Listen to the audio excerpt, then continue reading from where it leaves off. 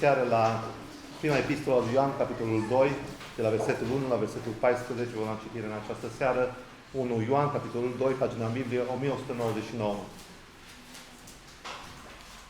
Copilașilor, vă scriu aceste lucruri ca să nu păcătuiți. Dar dacă cineva a păcătuit, avem la Tatăl un mijlocitor, pe Iisus Hristos cel neprihănit. El este jertfa de ispășire pentru păcatele noastre și nu numai pentru ale noastre, ci pentru întregii lumi. Și prin aceasta știm și îl cunoaștem dacă păzim poruncile Lui. Cine zice îl cunosc și nu păzește poruncile Lui, este un mincinos și adevărul nu este în el. Dacă cineva păzește cuvântul Lui, în el este dragostea Lui Dumnezeu ajuns desăvârșită. Prin aceasta știm că suntem în El. Cine zice că rămâne în El, trebuie să trăiască cum a trăit Iisus. Prea iubiților, nu vă scriu o poruncă nouă, ci o poruncă veche pe care ați avut-o de la început. Porunca aceasta veche este cuvântul pe care l-ați auzit. Totuși vă scriu o poruncă nouă, lucru care este adevărat atât cu privire la El, cât și cu privire la voi. Căci întunericul se împrăștie și lumina adevărată și răsare chiar. Cine zice că este în lumină și urăște pe fratele său, este încă în întuneric până acum. Cine iubește pe fratele său, rămâne în lumină și în el nu este niciun prilej de potignire. Dar cine urăște pe fratele său, este în întuneric, umblă în întuneric și nu știe încotro merge, pentru că întunericul i-a orbit ochii. Vă scriu copilașilor, fiindcă păcatele vă sunt iertate pentru numele Lui. Vă scriu părinților, fiindcă ați cunoscut pe Cel ce este de la început. Vă scriu tinerilor, fiindcă ați biruit pe cel rău. V-am scris copilașilor, fiindcă ați cunoscut pe Tatăl. V-am scris părinților, fiindcă ați cunoscut pe Cel ce este de la început. V-am scris tinerilor, fiindcă sunteți tari și cuvântul lui Dumnezeu rămâne în voi și ați biruit pe cel rău. Amin. Amin. Haideți să punem locurile. Să spunem toată inima slăvit să fie Domnul. Mulțumim Domnul pentru acest timp binecuvântat care suntem în prezența ta, suntem în casa asta și dorim ca Dumnezeu să ne binecuvânteze. Ne-am bucurat la timpul de rugăciune și Dumnezeu ne-a vorbit. Psalmul 133, un psalm extraordinar de frumos.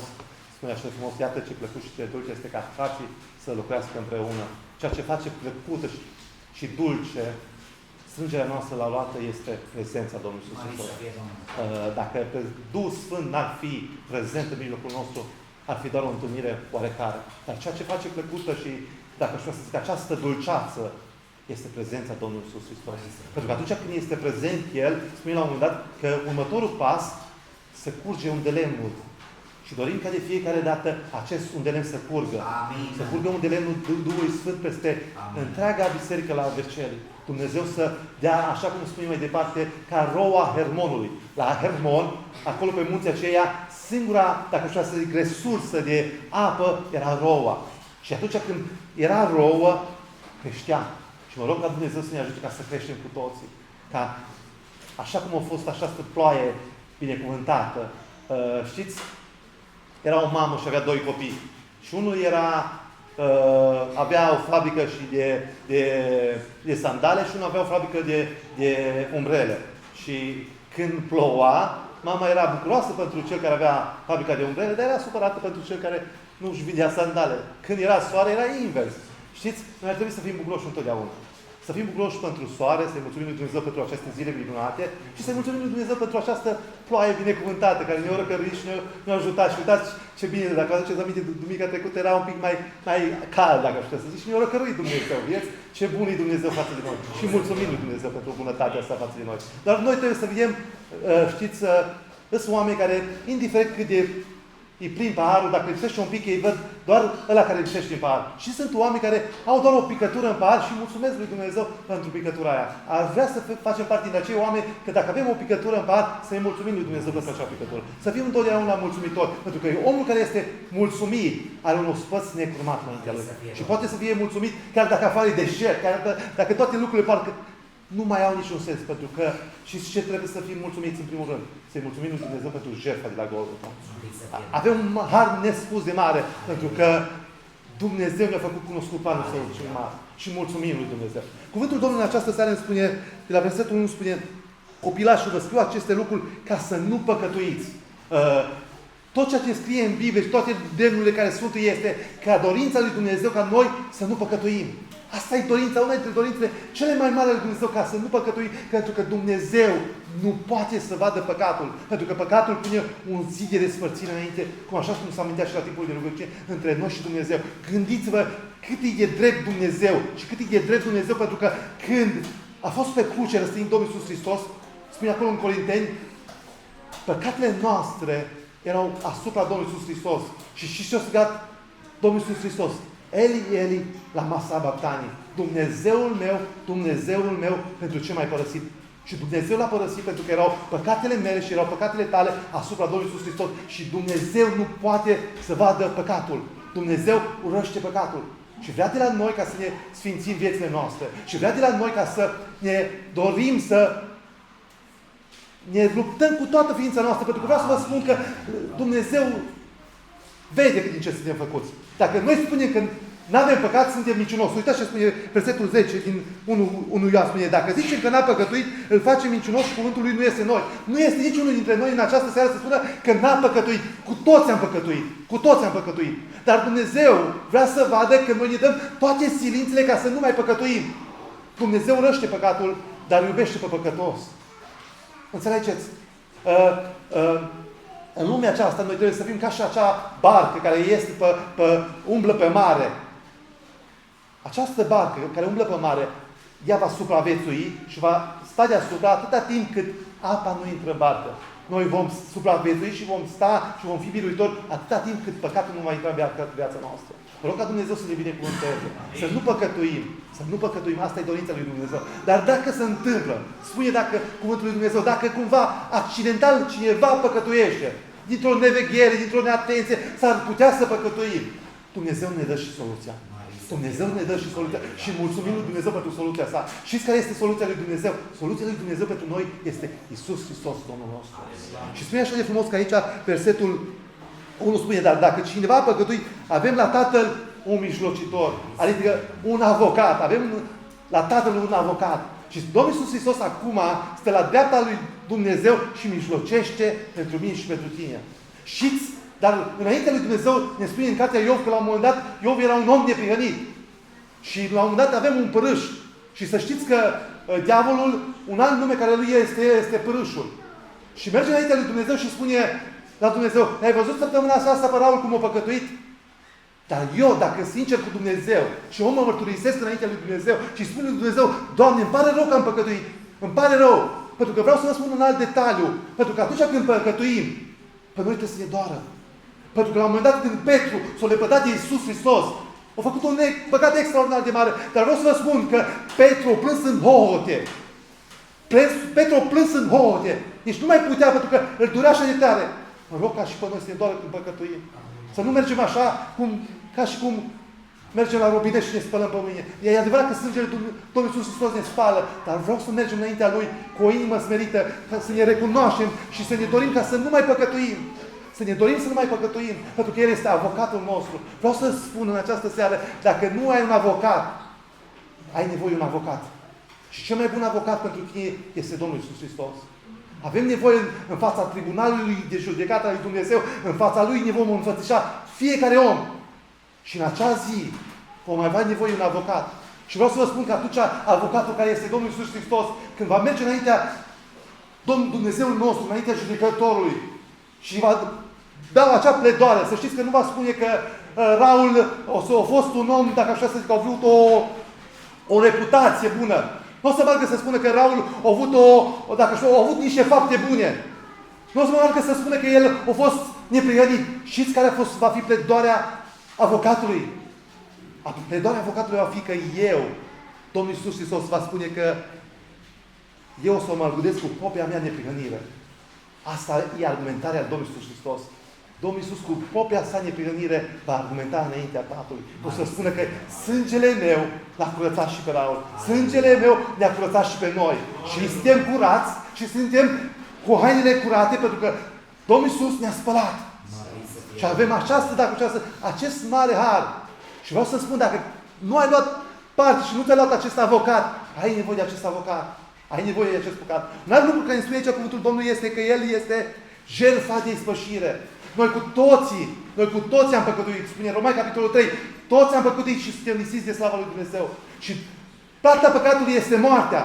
Plata care trebuia să o plătesc eu era să mor. Dar vreau să vă spun că Domnul Iisus Hristos este mielul fără cusur care s-a dat pentru mine și pentru tine și pentru întreaga omenire. Fiindcă atât de mult a iubit Dumnezeu lumea, că a dat pe singurul Fiu, ca oricine crede în El, să nu piară, ci să aibă viață veșnică. Și El este Cel care s-a ispășit. Pentru că Dumnezeu este atât de drept. Este atât de drept. Vreau să vă spun că Dumnezeu este drept. Dumnezeu este sfânt. Și când Dumnezeu e... Dacă aș vrea să zic, ca să-și potolească mânia împotriva dreptății lui Dumnezeu, o trebuie să curgă sânge. O curs sânge nevinovat pentru mine și pentru tine. O curs sânge nevinovat la Golgota. Și am vrut să-i mulțumim lui Dumnezeu când ne-a dat harul acesta să ne numim copii ai lui Dumnezeu, să putem beneficia de acest mare har. Că dorința lui Dumnezeu ca toți oamenii să fie mântuiți. Asta e dorința lui Dumnezeu. Dar problema oamenilor că nu vor să accepte această ofertă a lui Dumnezeu. Oamenii vor merge în iad pentru că nu vor să-L primească pe Iisus Hristos. Nu vor să aibă ca Domn și ca Mântuitor. Dar dorința lui Dumnezeu ca toți oamenii să fie mântuiți. Asta e dorința lui Dumnezeu. Dar în bunătatea lui Dumnezeu, Dumnezeu ne-a spus în Deuteronom, ți-a pus înainte binele și rău. Ți-a pus înainte binecuvântarea și blestemul. Alege, omule. Alege. Alegerea noastră. Alegerea noastră. Mă rog ca Dumnezeu să ne ajute ca întotdeauna să facem alegeri înțelepte. Alegeri bune. Și mă rog ca Dumnezeu să ne binecuvânteze. Un alt lucru care ne vorbește aici cuvântul lui Dumnezeu este că mulți oameni spun că îl cunosc pe Dumnezeu. Și aș vrea să vedem în această seară care sunt niște dovezi, dacă așa, niște teste, dacă noi îl cunoaștem cu adevărat pe Dumnezeu. Pentru că oamenii spun, uitați-vă astăzi, toți oamenii în România sunt 90% credincioși și spun că îl cunosc pe Dumnezeu. Dar aș vrea să vedem bazat pe cuvântul lui Dumnezeu, să ne cercetăm, să ne testăm, să vedem dacă cu adevărat îl cunoaștem pe Dumnezeu, cu adevărat Dumnezeu s-a revelat în viața noastră.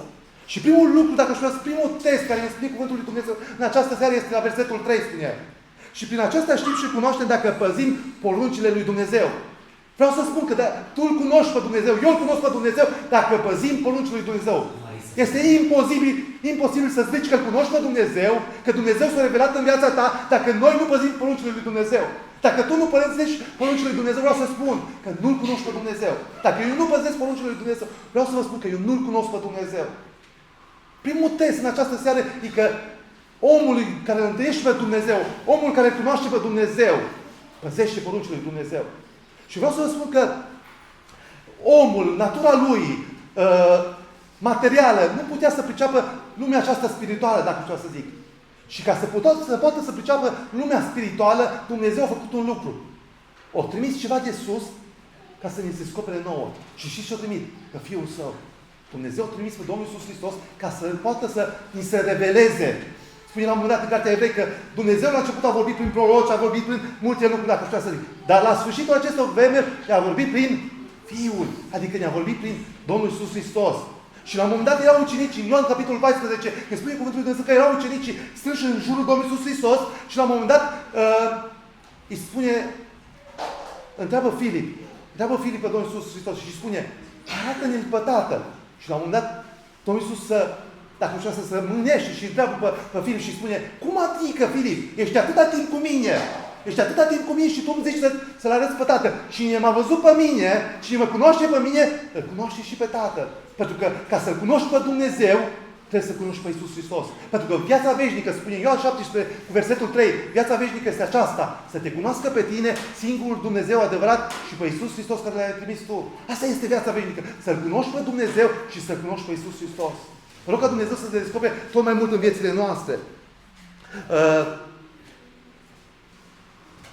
Ca să îl cunoaștem pe Dumnezeu, versetul 4 spune, cine zice îl cunosc și nu păzește poruncile lui, este un mincinos și adevărul nu este în el.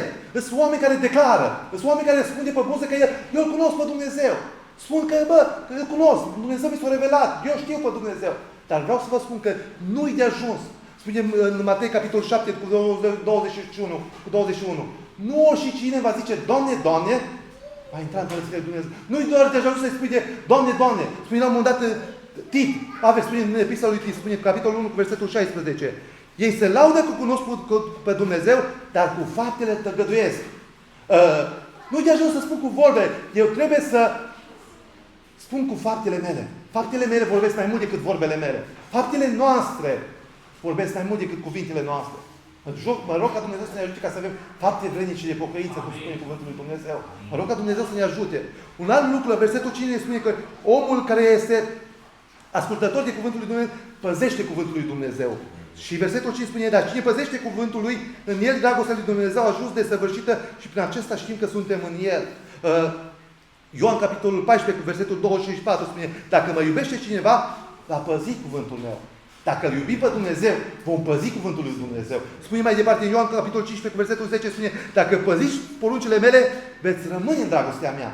Noi trebuie să păzim poruncile lui Dumnezeu. Și care este porunca lui Dumnezeu? În această seară se pune întrebare. Porunca lui Dumnezeu, știți care este? În 1 Ioan, capitolul 3, versetul 23 spune, și porunca lui este să credem în numele Fiului Său, Iisus Hristos, și să ne iubim unii pe alții pe acest pământ. Porunca lui Dumnezeu pentru noi, să credem în numele Fiului Său, să credem în Domnul nostru Iisus Hristos.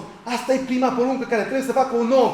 Ca să poată să-L cunoască pe Dumnezeu, trebuie să creadă că Iisus Hristos este Fiul lui Dumnezeu. Spune așa e frumos, cine crede în mine, spune Domnul Iisus Hristos, va curge din inima lui râuri de apă vie. Cine crede în mine, spune Domnul Iisus Hristos, spune, eu sunt învierea și viața. Chiar dacă moare, va trăi. Pentru că pe noi, moartea nu este un punct, ci moartea este o virgulă. Ne așteaptă o veșnicie. Pe noi ne așteaptă o veșnicie. Și mă rog ca Dumnezeu să ne ajute ca veșnicia aceasta să fie împreună cu El. Veșnicia aceasta să fie împreună cu El. Și, cum am spus, prima condiție e ca să îl cunoaștem pe Iisus Hristos. Și a doua lucru care îl vrea Dumnezeu de la noi e ca să iubim. Al doilea lucru, ca să iubim. Ce înseamnă dragostea? Dragostea, dacă deschidem în Roman, capitolul 13, la un moment dat, acolo spune cuvântul lui Domnului, în Roman, capitolul 13, la versetul 8, la versetul 10, spune la un moment dat, care este această poruncă, să ne iubim. El spune la versetul 8, spune, să nu datorați nimănui nimic. Adică să nu datorați nimănui nimic, decât să vă iubiți unii pe alții. Că cine iubește pe alții, a împlinit legea, adică a împlinit porunca. Cine iubește unii pe alții, a împlinit porunca lui Dumnezeu. Pentru că spune, de fapt, să nu prea curvești, să nu furi, să nu faci o mărturisire mincinoasă, să nu poftești și orice altă poruncă mai poate fi cuprinsă în porunca aceasta. Să iubești pe aproapele tău ca pe tine însuși. Dragostea nu face rău aproapelui. Dragostea, deci, este împlinirea legii. Mă rog ca Dumnezeu să ne ajute ca să avem această dragoste. Avem această dragoste pentru porunca lui Dumnezeu. Cea mai mare poruncă este să iubești pe Domnul Dumnezeul tău, cu tot cugetul tău, cu toată ființa ta, cu tot sufletul tău și pe aproapele tău ca pe tine însuși. Asta este porunca lui Dumnezeu. Să-L iubești pe Dumnezeu și să-L iubești aproapele. Toate dacă aș vrea să se definezi în acest lucru. Pentru că atunci când îți iubești aproapele, atunci când iubești pe Dumnezeu, atunci tu vrei binele. Tu vrei binele la Dumnezeu, tu vrei binele la aproapele tău. Și mă rog ca Dumnezeu să ne binecuvânteze. Versetul 6 ne spune un alt lucru, pentru că cine zice că rămâne în El, spune aici un lucru foarte important. El trebuie să trăiască și El cum a trăit Iisus. Pentru că cine zice că rămâne în El, e o obligație. Ești obligat să trăiești cum a trăit Iisus Hristos. Mă rog ca Dumnezeu să ne ajute ca să trăim așa cum a trăit Iisus Hristos. Asta e o datorie a fiecărui om care spune că cunoaște pe Dumnezeu. Trebuie să trăiască cum a trăit Iisus Hristos. Și mă rog ca Dumnezeu să ne ajute pe toți. Și cum a trăit Iisus Hristos când a fost pe pământul acesta? El a trăit, dacă știu, în credință și în credincioșie față de Dumnezeu. Domnul Iisus Hristos a trăit în rugăciune și părtășie cu Tatăl. Domnul Iisus Hristos a trăit, dacă știu, învățându-i pe alții, ajutându-i pe alții. A făcut tot timpul bine pe unde a mers Domnul Iisus. A avut milă de noroade. A făcut, dacă aș vrea să zic, a vindecat, a ajutat. Pentru că spune un alt lucru. Cine crede în mine, spune așa de frumos cuvântul lui Dumnezeu, un alt lucru foarte important. Va face și El lucrările mele. Dumnezeu vrea să facem lucrările lui Dumnezeu. Și un alt lucru mai important, spune, va face și lucrări mai mari. Vă dați seama ce autoritate și ce responsabilitate ne-a dat Dumnezeu. Să facem lucrările lui Dumnezeu și ba mai mult lucrări mai mari. Ne cheamă Dumnezeu la acest lucru. E bazat pe cuvântul lui Dumnezeu. Mă rog ca Dumnezeu să ne mărească credința. Să credem că ceea ce spune Dumnezeu este da și amin. La un moment dat spune Apostol Pavel. Apostol Pavel spune, călcați pe urmele mele, întrucât eu calc pe urmele lui Hristos. Știți ce are nevoie oameni astăzi, societatea, cei din jurul nostru? Are nevoie de exemple. Nu are nevoie de oameni care numai să le vorbească, să le spună, și are nevoie să ne dăm un exemplu. Oamenii vor să fim un exemplu pentru ei. Mă rog ca Dumnezeu să ne ajute. Să fii un exemplu pentru copiii tăi, să fii un exemplu pentru familia ta, să fii un exemplu la locul de muncă, să fii un exemplu pe stradă, unde fii, să fii un exemplu. Dumnezeu vrea să fii un exemplu, să fie o pildă. Mă rog ca Dumnezeu să ne binecuvânteze la lucrul acesta.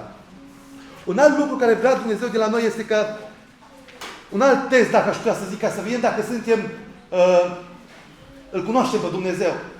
Un alt test, de la versetul 7 la versetul 11, vorbește despre dacă avem dragoste. La versetul 7 până la versetul 11 ne vorbește un alt test ca să vedem dacă avem dragoste. Uitați ce spune la versetul 7. Prea iubiților, nu vă scriu o poruncă nouă, ci o poruncă veche. Și care este porunca aceasta veche? La un moment dat, Ioan, când le scrie această epistolă, nu vrea să spună, eu vin cu ceva nou. Eu vin cu ceea ce era înainte. Și care este această poruncă veche? Dacă deschidem în Levitic, capitolul 13, cu versetul 18, spune cuvântul lui Dumnezeu, spune să iubești pe aproapele tău ca pe tine însuși. Asta e porunca cea veche. Să iubești pe aproapele tău ca pe tine însuși. Dar la un moment dat spune, la versetul următor, spune, totuși vă scriu o poruncă nouă. Și care este porunca nouă? Vreau să vă spun că porunca nouă este tot aia, dar este Domnul Iisus Hristos, dacă aș putea să zic, i-a dat o altă semnificație. I-a dat o altă greutate această poruncă. Pentru că dacă în vechime era dinte pentru dinte, ochi pentru ochi, acum Domnul Iisus Hristos ne spune un alt lucru foarte important. Ne spune că să vă rugați pentru cei care vă blastămă. Dacă cineva se comportă urât față de tine, tu trebuie să-l iubești. Dacă cineva îți cere cămașa, spune să-i dai și haina. Dacă cineva zice să mergi cu el 1000, să mergi 2000 de kilometri cu el. Asta o schimbat Dumnezeu, Domnul Iisus Hristos. Ne-a dat un alt exemplu.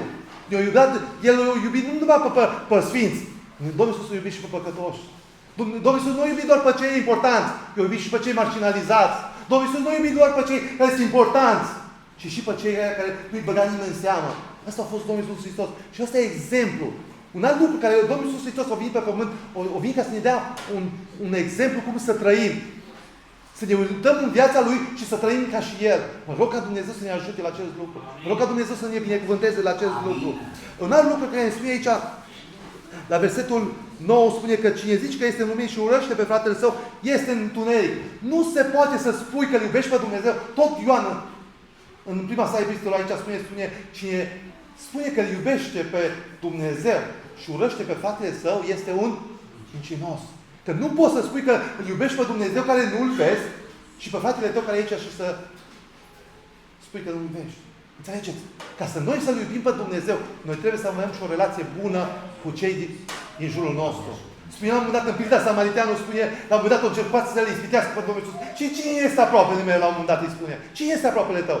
Cel care este lângă tine. La locul de muncă sunt colegii tăi. Aproapele tău în casă este familia ta, este soția ta, este soțul tău, este copiii tăi. În seara aceasta, aproapele tău este frații și surorile tale. Pe stradă poate să fie un om care este căzut, un om care are nevoie. Mă rog ca Dumnezeu să ne ajute ca să ne comportăm cu o bunătate așa cum are Dumnezeu față de noi. Dumnezeu ne-a iubit pe când noi eram încă păcătoși. Pe când noi eram, dacă aș vrea să zic, împotriva lui Dumnezeu, Dumnezeu și-a arătat dragostea față de noi. Mă rog ca Dumnezeu să ne ajute și pe noi să iubim.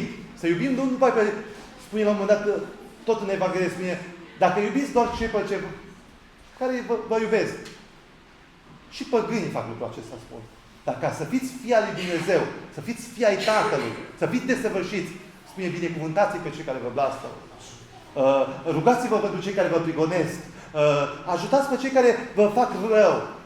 Mă rog ca Dumnezeu să ne ajute să ne dea această putere, pentru că vreau să vă spun, poate să vorbim acum mai ușor, dar când dăm testul, în momentul în care suntem testați, să ne dea putere Dumnezeu să rămânem pe picioare. Să ne dea Dumnezeu putere să rămânem credincioși lui Dumnezeu. Pentru că acolo e important. Pentru că noi în viață dăm teste. Așa ca la școală, când eram la școală, îți dai testul și până nu treci clasa, dai colegiența și iarăși dai colegiența, pentru că Dumnezeu vrea să te treacă. Vrea Dumnezeu, că vreau să vă spun, următorul pas e ca să ne crească. Un alt lucru, dacă aș putea să zic, e ca să ne testăm, să vedem dacă suntem, îl cunoaște pe Dumnezeu. Următorul lucru care ne spune este că să vedem dacă avem o creștere spirituală. Spune aici de la versetul 12, versetul 14, ne vorbește de 3 categorii de oameni. Și în Biserica lui Dumnezeu sunt copii, sunt tineri și sunt părinți. Tot timpul am crezut, vreau să vă spun că am crezut că aici se referă fizic la copii, la părinți și la tineri. Dar foarte, foarte probabil este spiritual vorbind aici. Sunt copii care se nasc de curând în biserică. Și mă rog ca Dumnezeu să ne dea înțelepciune ca să știm cum să ne comportăm cu copiii care se nasc de curând în biserică. Pentru că în bisericile noastre, mai ales în cele penticostale, și vreau să mă refer la noi, prea mulți copii mor în prima fază. Rata de mortalitate la copii, spiritual vorbind, care se duc la Dumnezeu, este foarte mare. Dar știți din ce cauză? O parte, e problema lor, vreau să spun, că din vina lor, dar o parte din vina noastră, pentru că nu știm cum să ne comportăm cu ei. Că nu știm cum să ne comportăm cu ei. Și mă rog ca Dumnezeu să ne dea această înțelepciune, să ne dea această pricepere. Pentru că e foarte important cu un copil. Biserica e ca o mamă. Biserica e ca o mamă și mama când se naște un copil, stă 24 de ore din 24 de ore lângă copil. Are nevoie de prezență, pentru că mama e acea care o clotește, mama e acea care îi dă acel lapte, e mama care schimbă pe amărțul. Mama aia e chemată să fie biserica. Aia suntem chemați să fim noi. Când un copil se întoarce la Dumnezeu, când un om se naște din nou, are nevoie de susținerea mamei. Are nevoie de unul fiecare în parte, de sfaturile noastre, de blândețea noastră, de ca o doică, spune Pavel la un moment dat, să fim ca și un scut față de acel copil care are nevoie. Copilul când este la început are nevoie de lapte, dar la un moment dat spune cuvântul Lui Dumnezeu că este o altă categorie de oameni care sunt tinerii. Aceștia deja au parcurs un drum, deja au crescut un pic. Și atunci și așteaptă de la tineri, au acești oameni care deja au parcurs un drum, deja la un moment dat, spune la un moment dat, vă scriu pentru că ați biruit pe cel rău. Să așteaptă Dumnezeu de la noi să fim biruitori. Nu trebuie să fim eternii pichinezi, eternii înfrânți. Dumnezeu ne dă toată puterea și autoritatea ca să fim biruitori. Să biruim păcatul, să biruim pe cel rău. Asta e Dumnezeul nostru care ne-a dat această putere. Nu putem să fim întotdeauna înfrânți. Mă rog ca Dumnezeu să ne dea puterea aceasta să putem să biruim. Dar știți cum vom putea noi birui păcatul? Când vom strânge cuvântul lui Dumnezeu în inima noastră. Când vom strânge cuvântul lui Dumnezeu în inima noastră. Când vom cere ca Duhul Sfânt să ne inunde inimile. Când vom fi la casa lui Dumnezeu, indiferent că e ploaie și o furtună, indiferent de situația mea, de starea mea, eu aleg să mă duc la casa lui Dumnezeu. Atât de mult mi-a plăcut când a vorbit fratele Ghiță duminica trecută. Pentru că spunea așa frumos că cel care stă în pragul, că este mai bine să fii în pragul casei lui Dumnezeu decât în corturile răutății. Și amintea așa de frumos că în pragul casei e locul cel mai călcat în picioare.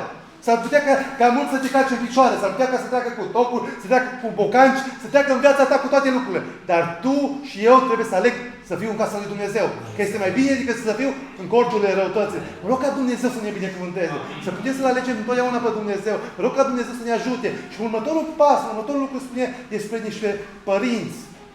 Mă rog ca Dumnezeu să scoată aici la vercele părinți. Oameni care, spiritual vorbind, sunt oameni care deja au o anumită greutate, au o anumită maturitate, știu cum să se comporte, știu cum să tacă, știu cum să vorbească, au înțelepciune de la Dumnezeu, au blândețea lui Dumnezeu, au Duhul lui Dumnezeu. Atât de important un părinte să te sfătuiască, să-ți dea un sfat, să-ți dea un îndemn, să te crească. Mă rog ca Dumnezeu să ne binecuvânteze. Aș vrea să rămân la aceste cuvinte că timpul a zburat și mai avem o lucrare foarte importantă de făcut în această seară. Mă rog ca Dumnezeu să ne ajute ca să îl cunoaștem tot mai mult pe Dumnezeu. Dumnezeu să se descopere în viețile noastre. Dumnezeu să se descopere în vieților celor dragi ai noștri care nu cunosc pe Dumnezeu.